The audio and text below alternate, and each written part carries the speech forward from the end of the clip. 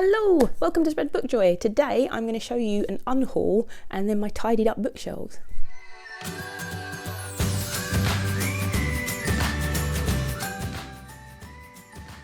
If you're new to the channel, I'm Jack. If you're not new, welcome back to Spread Book Joy.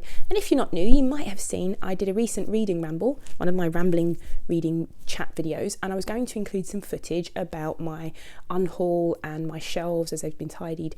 But unfortunately, I rambled on for too long, so that was a really long video. So I'm adding this as an additional bit of footage for anyone who might be interested in watching the books, looking at the books I got rid of and seeing my shelves as they are now, the ones that I've kept out anyway.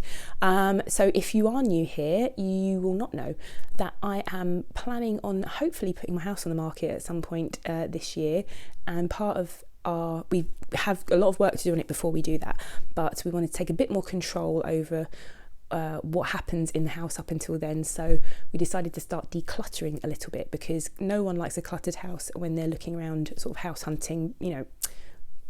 Got to have it kind of, well, it's never going to be minimalist, but going to try and cut down on the clutter. So one of the things I really needed to declutter was my shelves. I spend a lot of time looking for books for challenges and tags and all sorts of things, and my shelves were getting really, really messy. So they were like 3 deep as well. I had like books parked up and shoved in everywhere. I also had a whole shelf of middle grade and children's books, which was just getting piled on top of each other. So I cleared out all the cupboards, like these double cupboards here, and I put loads and loads of books into these double cupboards. So I've got like 3 double cupboards underneath that are just full of my books. The ones that I chose to go away are books that I have read, that I'm not necessarily going to need for things. My children's books have gone in, my sort of children's picture books have gone in a separate cupboard that I've got easy access to because I take them to school all the time. But all of my Terry Pratchett's, for instance, had to go away because there's a lot of them. So I've just kept out my Terry Pratchett TBR books. I've kept out, majority of the books that I've kept out are TBR books, or books that are just too precious to put away somewhere or just wouldn't have fit. So for instance, you've got all these oversized books here that I don't really want to squish into a cupboard. So I'm going to show you my shelves. Oh, I also kept out lots of classics and books from my degree because I want to look clever.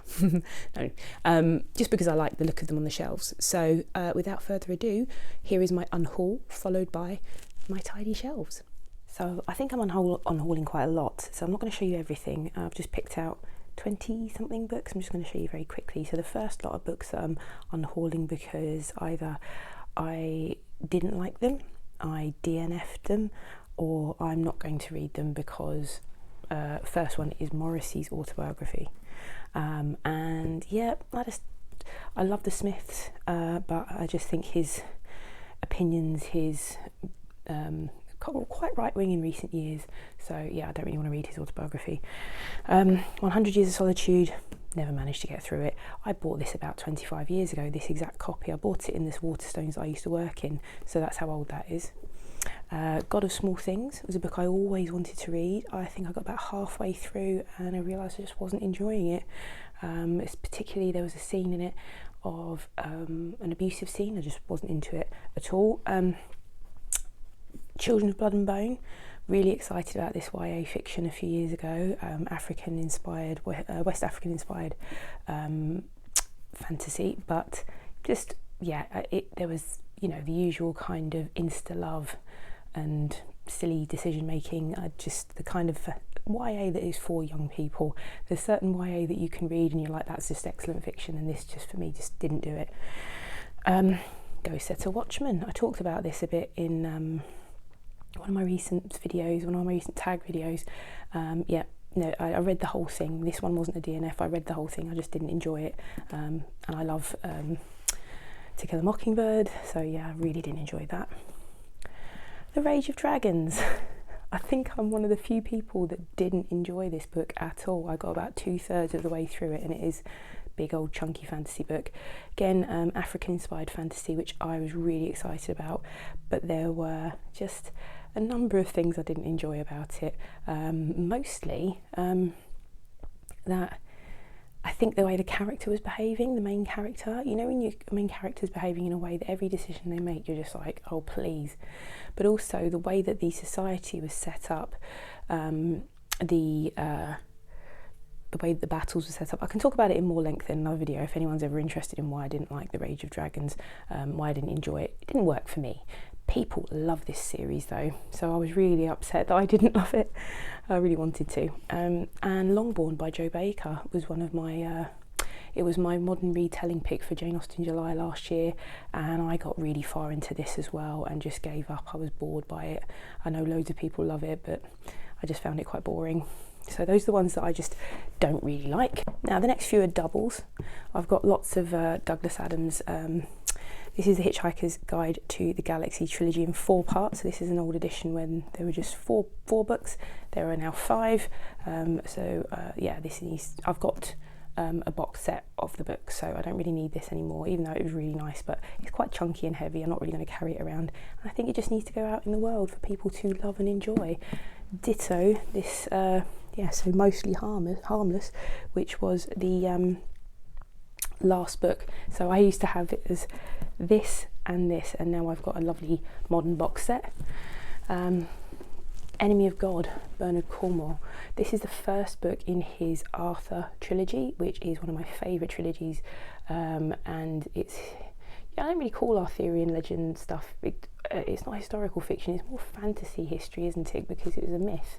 So but I absolutely love this series, a very different reimagining of the Arthur legends. If you've never read it before and you like that kind of thing, I highly recommend this.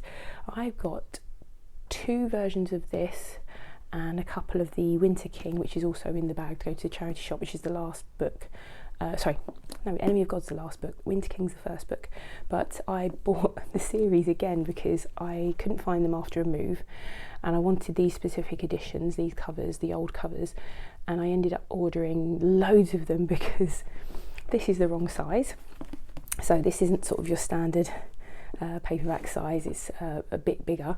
So that was the wrong size, right cover, wrong size. Then the wrong cover turned up, right size. So I ended up with loads of different versions of these Bernard Cornwell books. That's going. A double, The We Free Men, Terry Pratchett, got a double. And the next books are just books that I did read, but I'm just never going to read again, and they should just go out into the world. I'm not really interested in keeping them for rereading or anything. Some of them are, and actually these are all books that I did enjoy. Dress Your Family in Corduroy and Denim, David Sedaris. I really like David Sedaris' writing. I find it really funny. I read this last year. It was a copy I rescued from a friend who was taking some stuff to a charity shop and asked me to dig through her books. So yeah, I really enjoyed that. I like his writing. Eric Schlosser's Fast Food Nation, which was a really groundbreaking book at the time, all about the junk food and what it's doing to us, and it was published in, when was it, 2001? Yeah, so this is a really good book. I don't know how up to date it is now, but it was a real sort of groundbreaking kind of book at the time.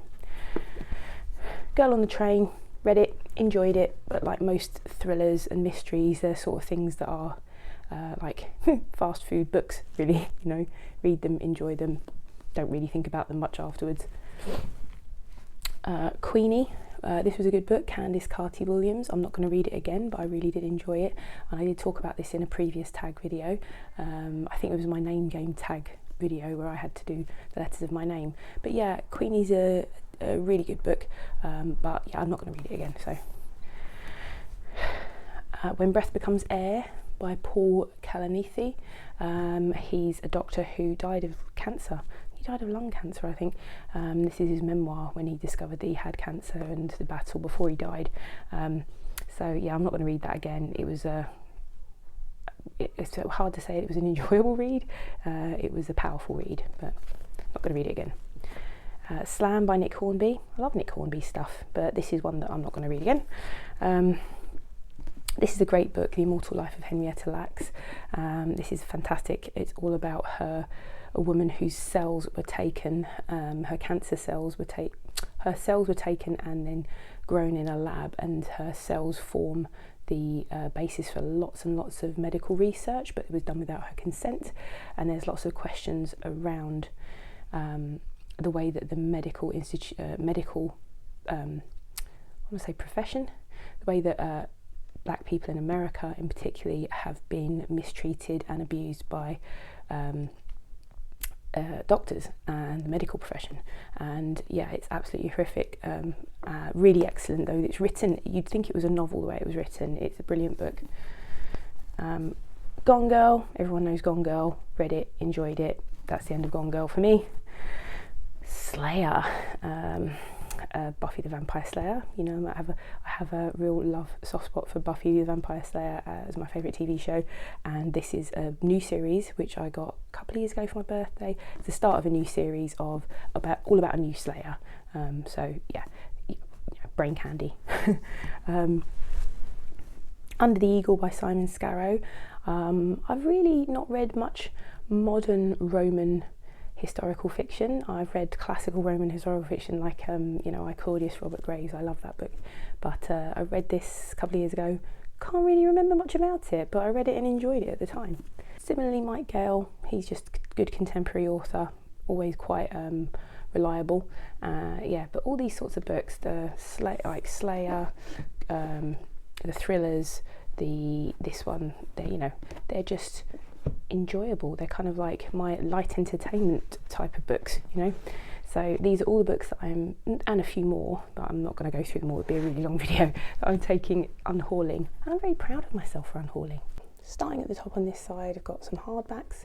Lots of these ones I've read or they're referenced. The only TBR one on here really is The Testaments, which I still haven't read. I pre-ordered that as well. But everything else is books I've read.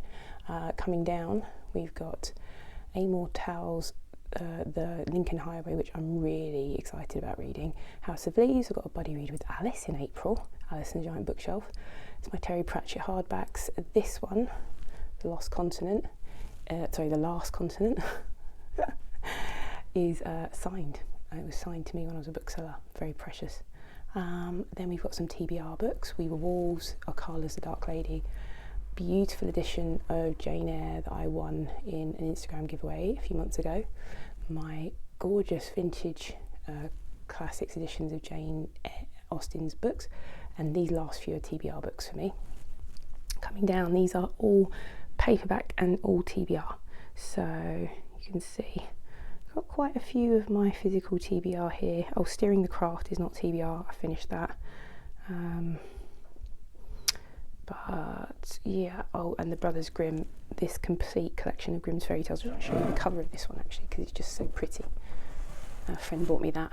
I'm going to start working my way through that again. I started reading it a few years ago, and I want to get back into my project of reading fairy tales and things like that.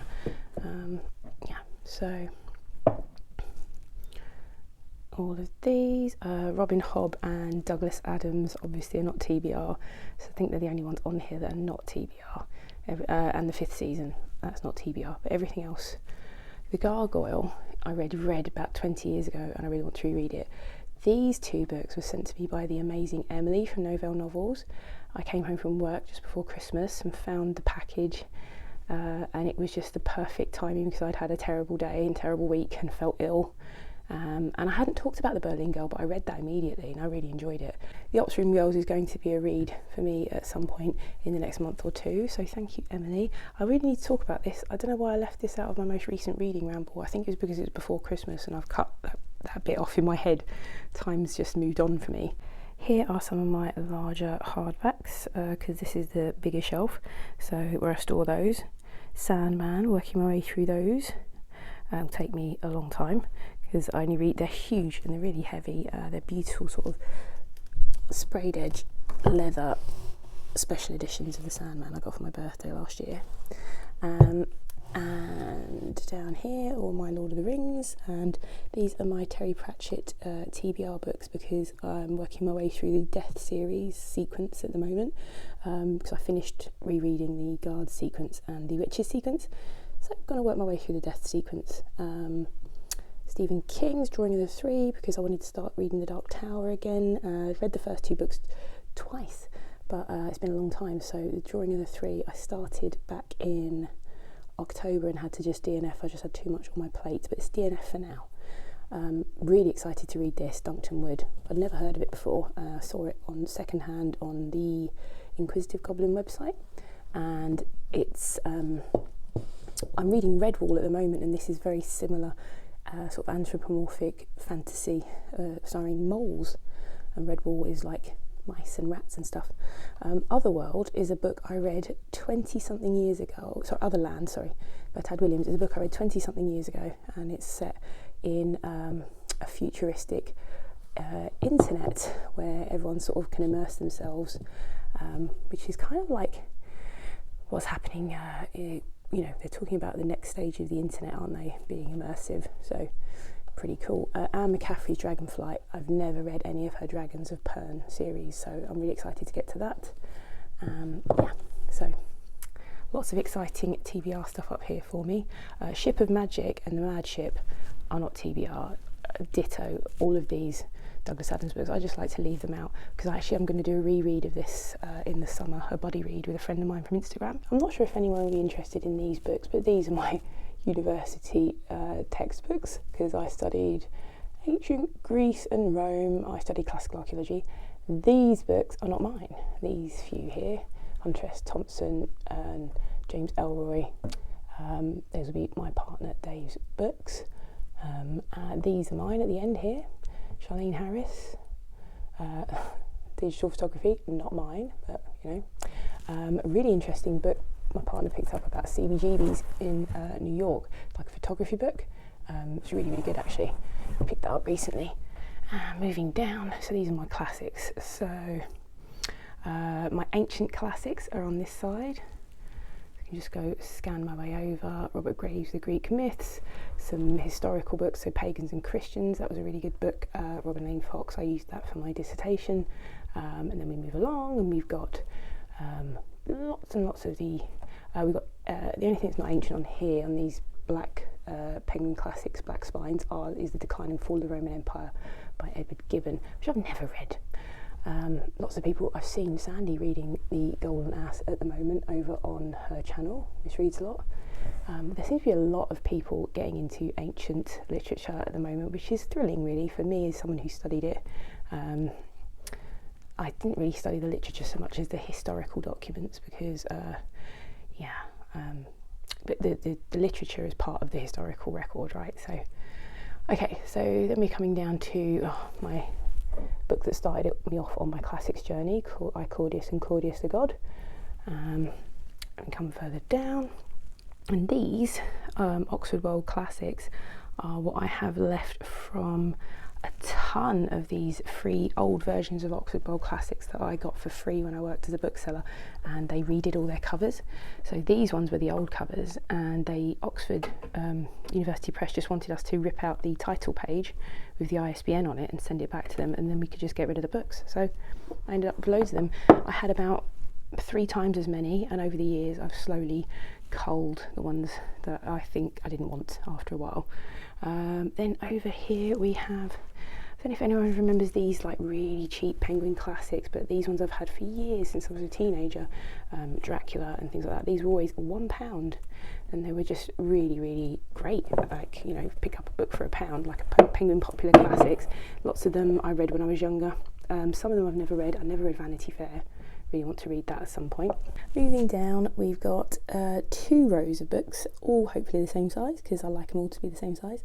We've got James Elroy, a collection here which is not mine, my partner's.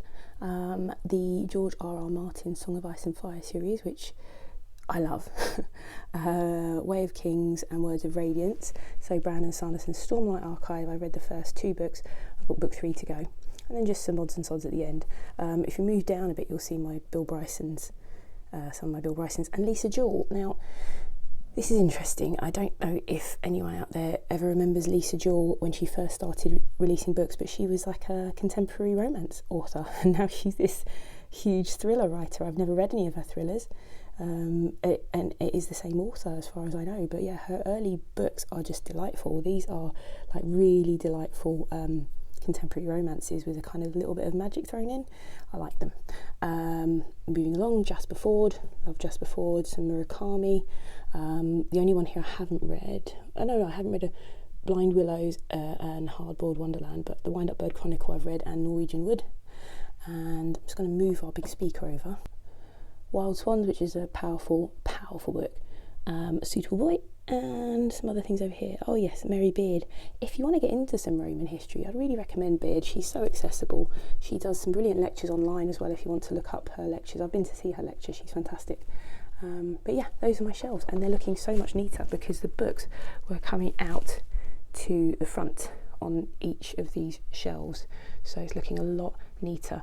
Oh, for those of you who are reading lots of Iliad and Odyssey at the moment, here's my this is how I intended to try and at some point have a look at Homer at the Odyssey in the original ancient Greek with the English translation on the other side, which is pretty good. These Loeb classics, and they're just so pretty, these cloth bound tiny classics, and I bought this when I was at uni because I wanted to see the ancient Greek script alongside the translation, and yeah, pretty edition.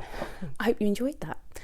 If you would like to see anything else, like the cupboards stuffed full of books, I don't know why you would, but you never know, please leave a comment below, and hopefully I'll see if you want to see any more of any of the books that are on the shelves. So for instance, you might want me to chat a little bit about my classics books, then I will be able to do that if there are some requests on it. Obviously if there's just one request I might not, but if people are interested in any particular sets of books that they saw there, then I will happily chat about them because that's my jam, chatting books. And if you liked my chat about my books, if you liked seeing my shelves or what I've got on them, and you liked my general rambling air of nonsense, then please, if you're not already subscribed, consider subscribing, commenting, clicking like. Every little bit helps, and hopefully I will see you again here soon. Bye!